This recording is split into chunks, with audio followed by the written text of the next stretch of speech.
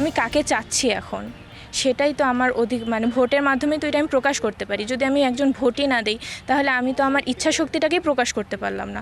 আমার ইচ্ছা শক্তি প্রকাশের জন্যই আমি ভোট দেওয়া আমার অধিকার হিসেবে মনে করি। এখন আমি যদি যাকে তাকে ভোট দিয়ে এমপি নির্বাচন করে সংসদে পাঠাই এবং সে যদি দেশের নাগরিকদের স্বার্থের বিপরীতে কোনো সিদ্ধান্ত নেয়, সেটা অবশ্যই তার যে দায়ভার সেটা আমাকেও নিতে হবে, কারণ আমি তাকে ভোট দিয়ে তাকে সংসদ পর্যন্ত যাওয়ার ব্যবস্থা করে দিয়েছি। এজন্য আমার কাছে মনে হয় ভোট হচ্ছে আমার ব্যক্তিগত চাহিদা না, এটা আমার কাছে হচ্ছে একটা আমানত। আমরা চাই না আবার বাংলাদেশ দুর্নীতিতে চ্যাম্পিয়ন হোক, আমরা চাই না আবার গুম খুনের পরিমাণ বেড়ে যাক, আমরা আবার চাই না আমাদের ভাইদের হারাইতে চাই না, আমরা আবার রক্ত দিতে চাই না। মোট কথা হচ্ছে আমরা দেশের যে পুরনো রাজনৈতিক বন্দোবস্ত ছিল সেই বন্দোবস্ত থেকে বের হয়ে সৎলোকের শাসন নিশ্চিত করতে চাই এবং ইনসাফ ভিত্তিক বাংলাদেশ চাই। দেশের রাজনীতিতে আমি সবচেয়ে বড় যে পরিবর্তনটি দেখতে চাই সেটি হচ্ছে জবাবদিহিতা।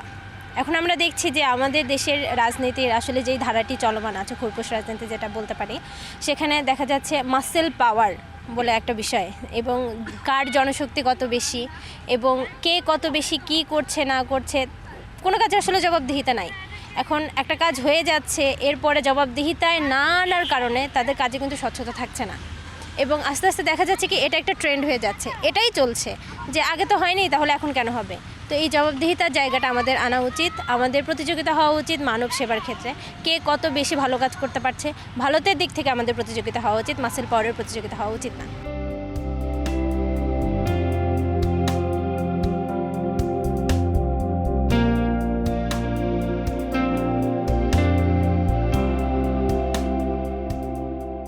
এই যে আগে আমরা দেখতাম যে টাকা দিয়ে একটা ভোট কিনে নেওয়া, হাজার হাজার কোটি কোটি টাকা একটা ভোটের পিছনে, মানে কোনো এলাকা ভিত্তিক খরচ করা, একটা মানুষের পিছনে টাকা দিয়ে ভোট কেনা, এই ধরনের রাজনীতি যেন না হয়।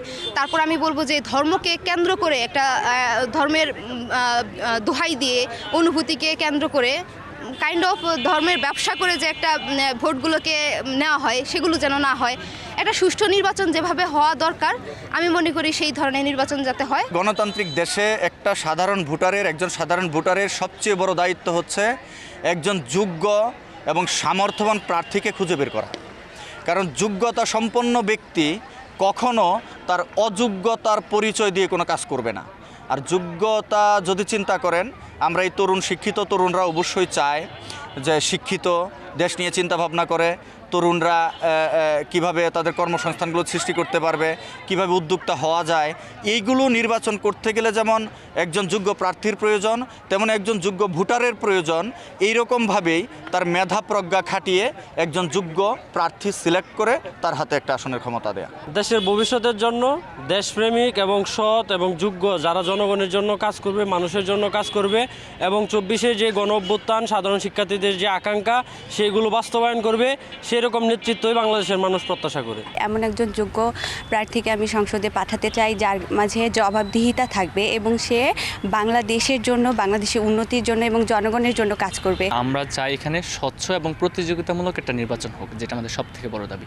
আর এখানে আমাদেরকে 3টা পয়েন্ট আমাদেরকে সব থেকে বেশি কঠোর হতে হবে। সেটা হচ্ছে আমরা যেন আমাদের ব্যালটের নিরাপত্তাটা নিশ্চিত করতে পারি, আমাদের যে গণমাধ্যম আছে গণমাধ্যমের স্বাধীনতা নিশ্চিত করতে হবে এবং অবশ্যই প্রশাসনের নিরপেক্ষতা আমাদেরকে বজায় রাখতে হবে।